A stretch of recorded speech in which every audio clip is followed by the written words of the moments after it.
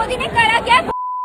और जो वो घुसा हुआ है मैं इस प्रकार की भाषा कैसे बोल सकती है? मैंने बहुत गंदी चीजें बोली है। बच्चे भी हमारे हैं, उन्हें राह दिखाना हमारा काम है। जुलाई को मैं सीपी गई थी अपने फ्रेंड्स के साथ, फिर वहाँ पे प्रोटेस्ट हो रहा था। मैंने वहाँ पे कोक पी, वहाँ पे ग्रुप्स बने हुए थे बहुत सारे। वो लोग बहुत चीज़ें बोल रहे थे, बहुत गालियाँ दे रहे थे प्रधानमंत्री जी को, उन लोगों के इन्फ्लुएंस में आके कि तुम लोग भी बोलो, कोई सब बोलो करके मैंने वहाँ पे बहुत चीज़ें बोली। मैं भी मात्र 15 साल की हूँ। मैंने जो करा माफ़ी के लायक नहीं था। मैंने बहुत गंदी चीज़ें बोली है, बट ये मेरी पहली और आखिरी गलती होगी। इसके बाद मैं ऐसा कुछ नहीं करूँगी और ना ही वो चीज़ मैंने कभी पोस्ट की थी। मैं पूरे देश से माफ़ी मांगती हूँ। मैं इतनी शर्मिंदा हूँ, मैं अपनी नज़र भी नहीं उठा पा रही हूँ। मैं सबसे माफ़ी मांग रही हूँ, मुझे प्लीज़ माफ़ कर दीजिए, प्लीज़। ఈ అమ్మాయి ఎవరో తెలుసా? తన పేరు రుచికా సింగ్. ఈ క్షమాపణ వీడియోలో ఉన్న బాలిక వయసు కేవలం 15 ఏళ్ళు. అవును, ప్రధాని మోదీపై దుర్భాషలాడిన వీడియోతో దేశవ్యాప్తంగా వైరల్ అయిన అదే రుచిక. రుచికపై ఎఫ్ఐఆర్ నమోదైంది. దేశవ్యాప్తంగా టీవీ ఛానళ్లలో మెయిన్ న్యూస్గా మారింది. సోషల్ మీడియాను షేక్ చేసే సింబల్గా మారింది. ఒక్కసారిగా దేశ రాజకీయ చర్చకు సెంటర్ పాయింట్ అయింది. ఇప్పుడు అసలు విషయానికి వద్దాం. ఈ వీడియోను ఒక్కసారి చూడండి. రుచిక తల వంచుకుంది, తన చేతులు జోడించింది. రుచిక క్షమాపణ కోరుతోంది, తాను తప్పు చేశానని ఒప్పుకుంటోంది. కొంతమంది ప్రలోభాల వల్లే ఇలా చేశానని చెప్తోంది. దయచేసి తనను క్షమించాలని వేడుకుంటోంది. ఈ వీడియో చూశాక అభిప్రాయం ఎలా ఉండాలో నేను ఎవరిపైనా రుద్దటం లేదు, అది మీ ఇష్టం మీద ఆధారపడి ఉంటుంది. కానీ 3 ప్రశ్నలు మాత్రం అడగాల్సి ఉన్నాయి. ఈ 15 ఏళ్ల బాలిక మీకు భయపడినట్టుగా కనిపించిందా? రుచిక బాధపడ్డట్టుగా అనిపించిందా? తన వయసుకు మించిన భారాన్ని మోస్తున్న చిన్నారిలా కనిపించిందా? మీ సమాధానం అవును అయితే దేశంలోని లక్షలాది మంది ఇప్పుడు ఇవే ప్రశ్నలు అడుగుతున్నారు.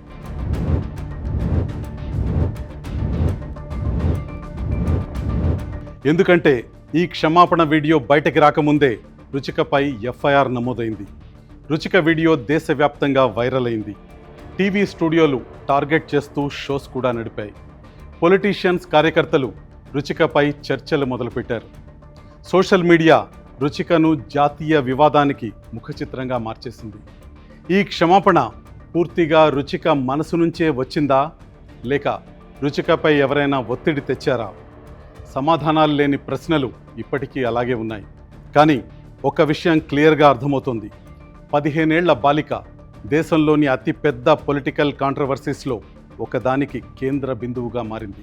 రుచిక క్షమాపణ వీడియో రిలీజ్ అయ్యాక అసలు కథ ఇక్కడే మొదలైంది. రాత్రి 11 గంటల 6 నిమిషాలకు ప్రధాని మోదీ తన ఇన్స్టాగ్రామ్లో ఒక సెల్ఫీ వీడియో పోస్ట్ చేశారు. ఆ వీడియోలో రుచిక పేరును ప్రస్తావించలేదు, కానీ తనను తిడుతున్న యూత్ గురించి మాట్లాడారు. తన తల్లిపై చేసిన అనుచిత వ్యాఖ్యలను ప్రస్తావించారు. ఆ తర్వాత ఒక కీలకమైన స్టేట్మెంట్ పాస్ చేశారు, పిల్లలను మనం క్షమించాలి అని. ముందుగా ప్రధాని నరేంద్ర మోదీ ఏమన్నారో ఒకసారి విందాం. हाय फ्रेंड्स, आज तो मन करता है बस आपसे ही बातें करूं। जंतर मंतर पर जो कुछ भी हुआ देश और दुनिया ने देखा है। कुछ शरारती बच्चों ने भद्दी भद्दी गालियां बोली, किसी भी सभ्य समाज को शोभा न दे ऐसे शब्दों का प्रयोग किया गया। मुझे तो गालियां दी गई, मेरी स्वर्गीय माता को भी गालियां दी गई। न जाने कितना भद्दा स्वरूप था। लेकिन मैं आज बात करना चाहता हूं कि बचपन में गलतियां होती हैं और बचपन में गलतियों से सुधरने का अवसर भी होता है, और यही तो बचपना है।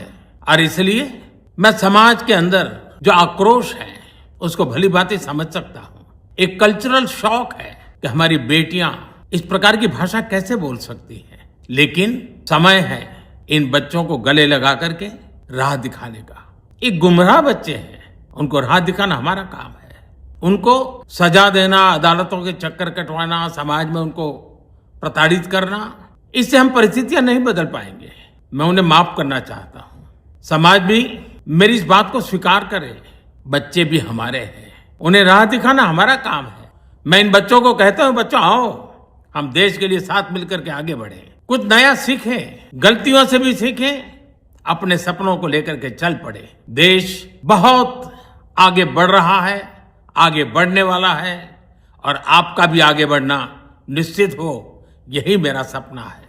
मैं आपके लिए जीता हूं, आपके उज्जवल भविष्य के लिए खपता हूं। आओ हम मिलकर के देश को आगे बढ़ाएं। క్షమించటాన్ని ఎవరైనా సరే స్వాగతించాల్సిందే. అనుచిత భాషను ఏ సమాజం సమర్థించదు. రుచికా సింగ్ భాష ఖచ్చితంగా తప్పే. ఆ విషయంలో ముమ్మాటికి ఎలాంటి రాజీ ఉండదు. కానీ ఈ కథ ఇక్కడితో ఆగిపోదు. ఎందుకంటే ప్రధానమంత్రి మాటలు విన్న వెంటనే నా మనసులో 2 ప్రశ్నలు తలెత్తాయి.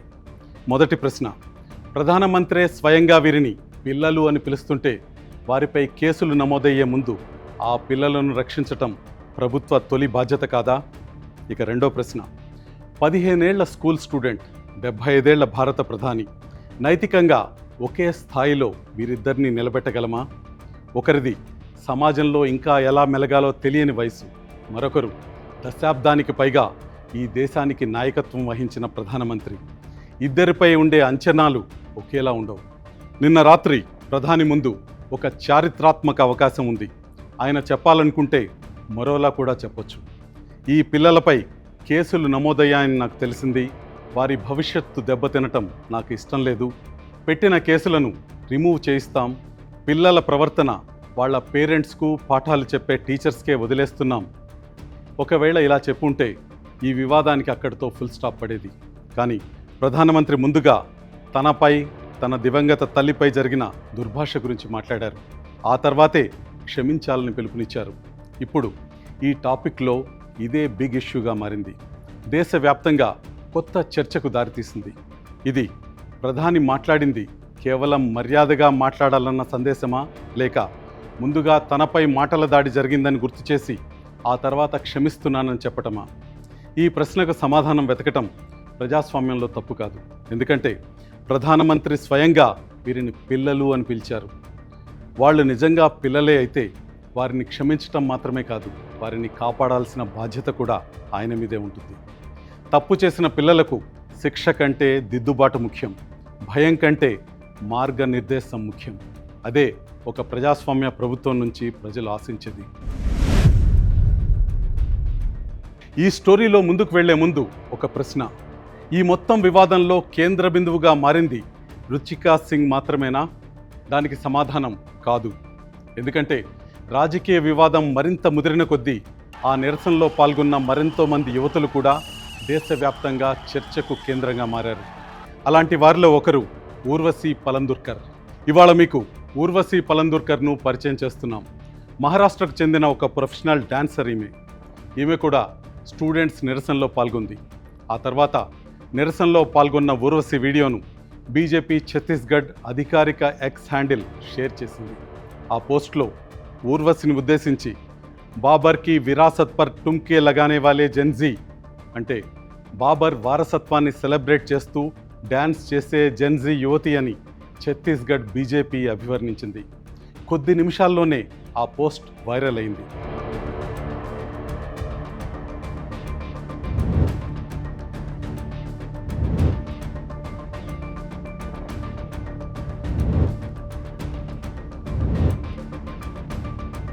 ఆ పోస్ట్ చూసిన ఊర్వశి మౌనంగా ఉండటానికి ఇష్టపడలేదు. తనపై వచ్చిన ఆరోపణలకు స్పందిస్తూ ఒక వీడియో విడుదల చేసింది. అంతేకాదు బీజేపీ విడుదల చేసిన వీడియోను సెటైరికల్గా ప్రస్తావించింది. इन्होंने मेरा वीडियो मेरी परमिशन के बिना यूज किया with this caption and my DMs are flooded with people asking me if I am okay. I am not. मैं हूँ वो जेनजी छात्रा जिसके साथ ऐसा हुआ है. I'm so sorry, I can't take this seriously. So here's a reaction video. Point number 1, your caption game is very weak. तुम्हारा चैट जीपीटी तुम्हें अच्छे रिस्पॉन्सेज नहीं दे रहा है guys. What is बाबर की विरासत? हम कोई भी रिलेट नहीं कर पा रहे. Make it more relatable. Point number 2, divide and rule in 2026. तुम उन जेनजी को डिवाइड करना चाहते हो जिनकी यूनिटी ने पार्लियामेंट को जेनजी टर्म सिखा दी. Logic is not logicking. Point number 3, extracurriculars and academics can coexist and I am a living proof of it. मुझे 10th में 93% मिले थे, मुझे 12th में भी 93% मिले थे और मैंने पूरे टाइम डांस और कंटेंट बनाया. And this is how my living room looks by the way. इसमें सिर्फ डांस के अवार्ड नहीं है, इसमें एकेडमिक फेलिसिटेशंस, योगा, कराटे सब कुछ है.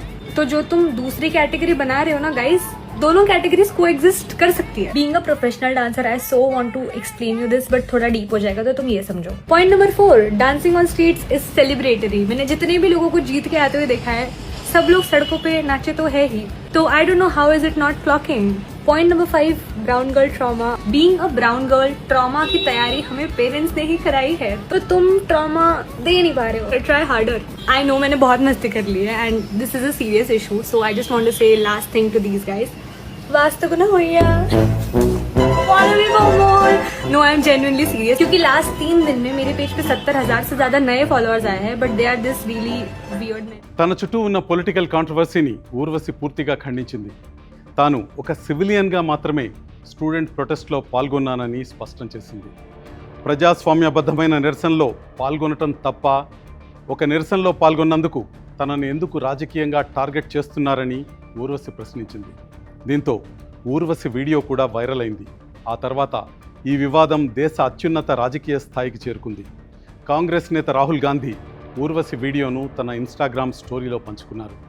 ఇప్పటికీ ఈ అంశం ఒక నిరసనను దాటి వెళ్ళింది, ఒక నినాదాన్ని దాటి వెళ్ళింది, 15 ఏళ్ల బాలికను దాటి కూడా చాలా ముందుకు వెళ్ళిపోయింది.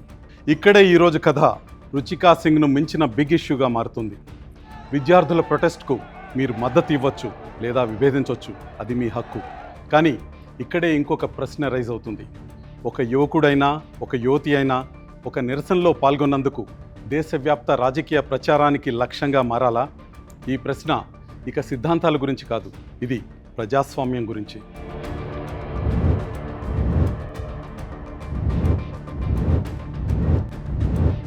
జంతర్ మంతర్ వివాదం సద్దుమణిగాక కొద్ది రోజుల్లోనే ఒక బాలికపై ఎఫ్ఐఆర్ నమోదైంది.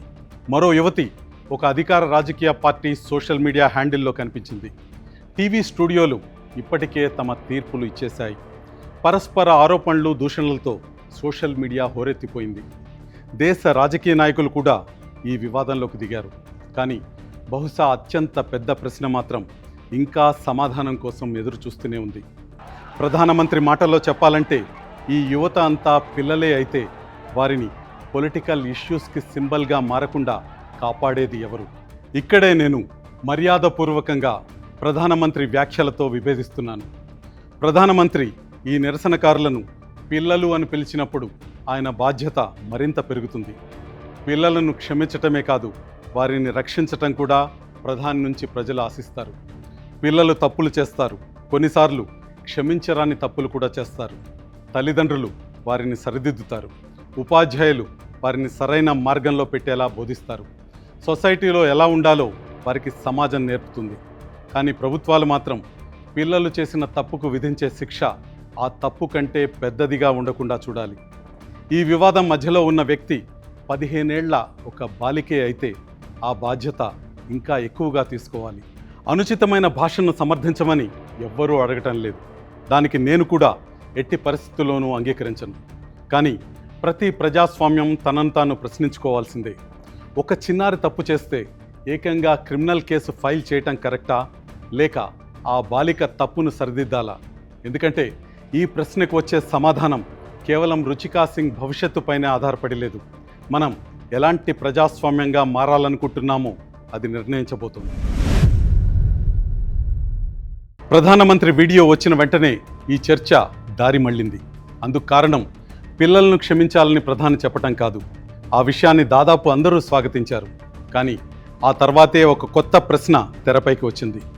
క్రిమినల్ ప్రొసీజర్స్ అన్నీ అందరికీ ఒకేలా వర్తిస్తాయా లేదా?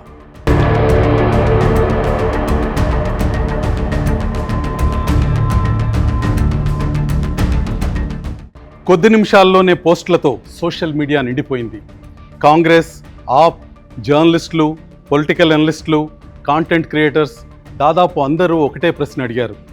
రుచికా సింగ్ చేసింది సరైందా కాదా అనేది ఇప్పుడు ప్రశ్న కాదు. ఆమె మాట్లాడిన భాషను ఎవరూ సమర్థించలేదు. కానీ ఇప్పుడు ప్రశ్న వేరేగా ఉంది. యువత మర్యాదగా మాట్లాడాలని పొలిటీషియన్స్ చెప్పొచ్చు, కానీ ముందుగా నేతలు పరస్పరం దూషించుకునే భాషపై రాజకీయ నాయకులు ఆత్మ పరిశీలన చేసుకోవాలా లేదా అనేది.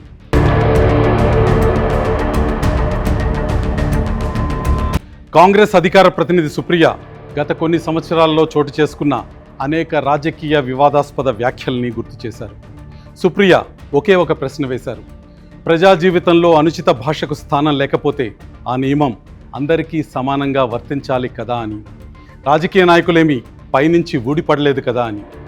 आपने ये नफरत के बीज हिंदुस्तान में बोए हैं मोदी जी, ये पाप आपने किया है। आपको याद है आपने मुजरा शब्द का इस्तेमाल किया था, मुजरा शब्द का इस्तेमाल किया था लोकसभा के चुनाव में, आप भूल गए?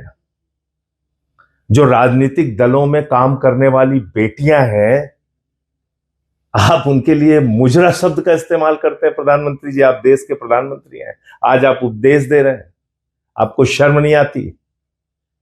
आपने इतना दूषित समाज पैदा कर दिया। राष्ट्रपिता महात्मा गांधी को मां की गालियां देते हैं आपके लोग। भारत के राष्ट्रपिता महात्मा गांधी अहिंसा के पुजारी को आप बात करेंगे? मैंने 2-3 वीडियो डाला है आपकी पार्टी के लोगों से जुड़े हुए। ఆప్ ఎంపీ సంజయ్ సింగ్ కూడా ఇదే అంశాన్ని ప్రస్తావించారు. ప్రతి తల్లి గౌరవానికి అర్హురాలే అయితే ప్రతి తల్లికి ఒకే గౌరవం దక్కాలి. భారత రాజకీయాల్లో ఏళ్లుగా వినిపిస్తున్న అనుచిత వ్యాఖ్యలను ఎంపీ సంజయ్ ప్రస్తావించారు. ఈరోజు ప్రజల నుంచి ఆశిస్తున్న ప్రవర్తనను అధికారంలో ఉన్న నాయకులు పాటిస్తున్నారా అని ఎంపీ సంజయ్ ప్రశ్నించారు. అయితే ఈ వ్యాఖ్యలన్నీ ఆయన వ్యక్తిగతం మాత్రమే. వ్యక్తులు వేరు, పార్టీలు వేరు, సిద్ధాంతాలు వేరు, కానీ వారి వాదన మాత్రం ఒక్కటే. భారత రాజకీయాల్లో అనుచిత భాష కామన్ అయిపోయి ఉంటే దాని బాధ్యత కేవలం టీనేజర్లదేనా లేక రాజకీయ నాయకులకు వర్తిస్తుందా?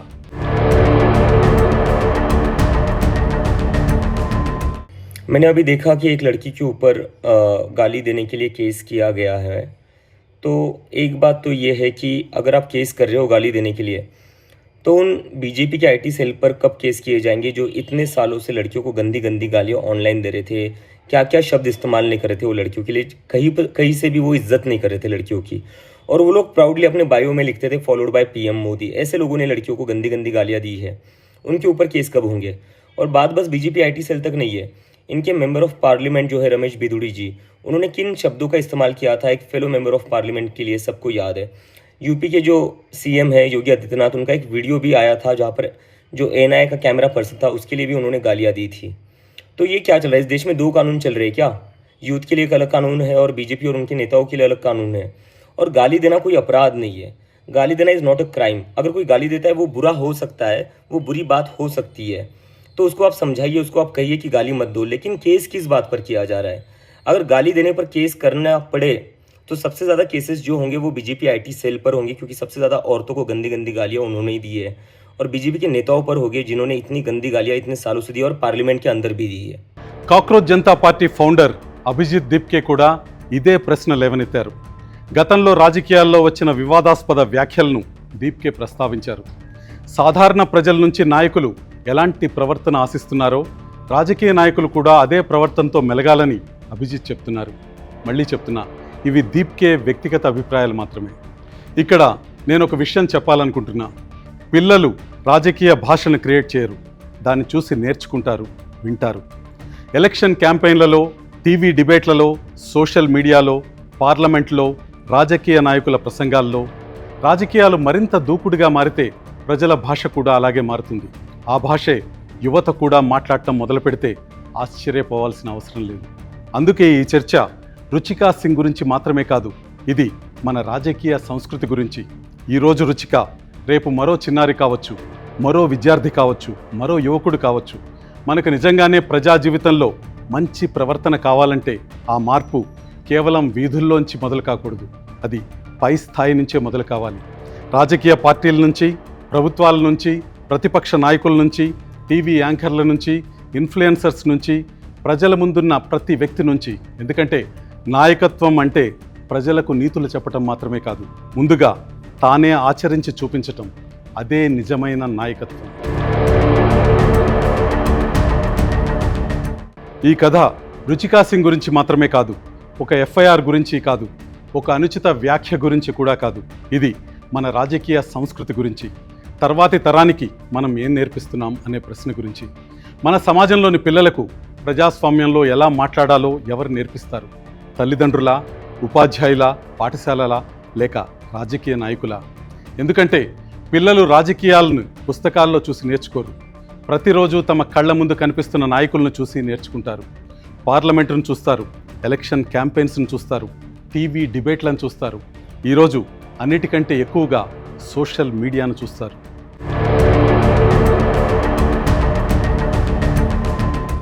ఈరోజు ప్రతి పొలిటికల్ పార్టీ ఒకే విషయాన్ని చెప్తోంది: పిల్లలు అనుచిత భాష మాట్లాడకూడదు అని. ఆ మాటతో నేను కూడా పూర్తిగా ఏకీభవిస్తున్నా. కానీ ఇక్కడ ఇంకో నిజం కూడా ఉంది. ఆ భాషను పిల్లలు క్రియేట్ చేయలేదు, పెద్దల నుంచే నేర్చుకున్నారు. రాజకీయాల నుంచి నేర్చుకున్నారు, టీవీ నుంచి నేర్చుకున్నారు, సోషల్ మీడియా నుంచి నేర్చుకున్నారు. మనకు నిజంగానే జెన్జీ మర్యాదగా మాట్లాడాలని ఉంటే మారాల్సింది జెన్జీ మాత్రమే కాదు, ముందుగా పెద్దలే మారాల్సి ఉంటుంది. ఇలాంటి సందర్భాల్లో ఒక పాత సామెత గుర్తుకొస్తుంది: చారిటీ బిగిన్స్ ఎట్ హోమ్. ప్రధానమంత్రి ఈ సందేశం దేశానికి ఆదర్శంగా మారాలని నిజంగా కోరుకుంటే ఆ మార్పు ముందుగా దేశ అత్యున్నత పదవి నుంచే కనిపించాలి. మాటల్లో కాదు, చేతల్లో కనిపించాలి. ప్రసంగాల్లో కాదు, ఆచరణలో కనిపించాలి. ఎందుకంటే నాయకుల మాటలను మాత్రమే ప్రజలు వినరు, నేతల ప్రవర్తనను కూడా గమనిస్తారు.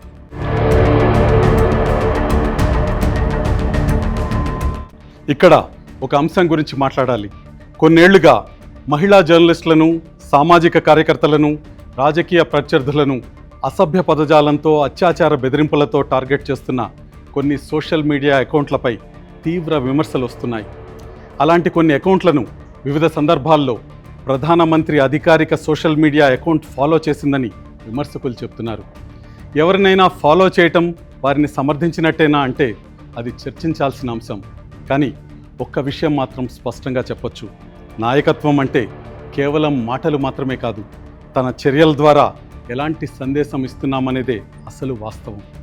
నాగరిక సమాజంలో అసభ్య భాషకు స్థానం లేదని ప్రధానమంత్రి నిజంగా నమ్మితే ఈరోజు ఆయన ఇవ్వగలిగే అత్యంత బలమైన సందేశం మరో ప్రసంగం కాదు, ఒక నిర్ణయం, ఒక కార్యాచరణ. దూషణలతోనే గుర్తింపు పొందిన ప్రతి అకౌంట్ను అన్ఫాలో చేయాల్సి ఉంది. మహిళలను అవమానించే ప్రతి అకౌంట్ను అన్ఫాలో చేయాల్సి ఉంది. అత్యాచార బెదిరింపులు చేసే ప్రతి అకౌంట్ను అన్ఫాలో చేయాల్సి ఉంది. ద్వేషాన్ని ప్రోత్సహించే ప్రతి అకౌంట్ను అన్ఫాలో చేయాలి. ఆ ఒక్క నిర్ణయం వందలాది ప్రసంగాల కంటే దేశానికి మరింత బలమైన సందేశాన్ని ఇస్తుంది. ఈ సందేశం కేవలం ప్రధానమంత్రికి మాత్రమే కాదు, ప్రతి రాజకీయ పార్టీకి, ప్రతి నాయకుడికి, బీజేపీకి, కాంగ్రెస్కి, ఆమ్ ఆద్మీ పార్టీకి, తృణమూల్ కాంగ్రెస్కు, వామపక్ష పార్టీలకు, ఇది అందరికీ.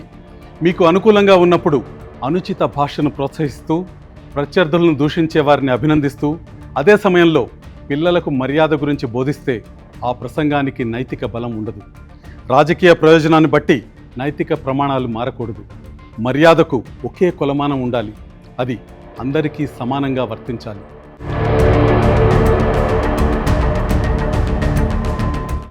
రుచికా సింగ్ తప్పు చేసింది, ఆ తప్పును ఒప్పుకుంది, క్షమాపణ కూడా చెప్పింది. ఇప్పుడు బాధ్యత పెద్దలది. క్షమించటం మాత్రమే కాదు, తమను తాము ప్రశ్నించుకోవటం కూడా. మనం ఎలాంటి రాజకీయ సంస్కృతిని నిర్మిస్తున్నాం, ఎలాంటి భాషను ప్రోత్సహిస్తున్నాం, తర్వాతి తరానికి ఎలాంటి దేశాన్ని వదిలివెళ్తున్నాం, ఇదే ఇప్పుడు ముఖ్యం. ఒక 15 ఏళ్ల బాలిక క్షమాపణ చెప్పింది. ఇప్పుడు ఆదర్శంగా నిలవాల్సిన బాధ్యత రాజకీయ నాయకులందరిది, పార్టీలకు అతీతంగా. ఎందుకంటే ప్రజాస్వామ్యం పిల్లలకు నీతులు చెప్పడం వల్ల బలపడదు, అధికారంలో ఉన్నవారు తామే ఆదర్శంగా నిలిచినప్పుడు బలపడుతుంది. అదే ఈ రుచిక కథ మనకి నేర్పుతున్న అసలు పాఠం.